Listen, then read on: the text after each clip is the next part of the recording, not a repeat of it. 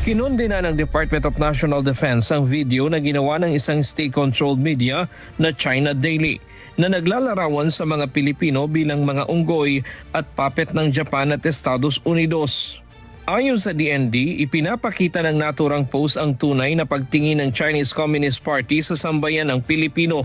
Sinabi rin ng DND na ang paghamak sa 2016 Arbitral Award at ang video ng pagpapakita ng karahasan laban sa mga Pilipino at mga sundalo ay naglalantad ng kahinaan ng propaganda ng China. Iginiit din ng ahensya na hindi angkop ang paggamit ng diskriminasyon, pagbabanta at paghahasik ng galit sa isang bansa na nagsasabing responsableng lider sa rehiyon.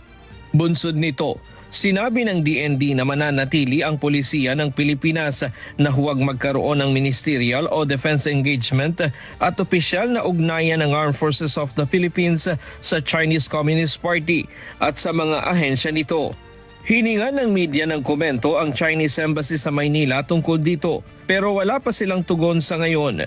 Sa huli, nanawagan si Defense Secretary Gilberto Teodoro Jr. sa mga Pilipino na huwag magpalinlang dahil ang nalilinlang ay nasisiil.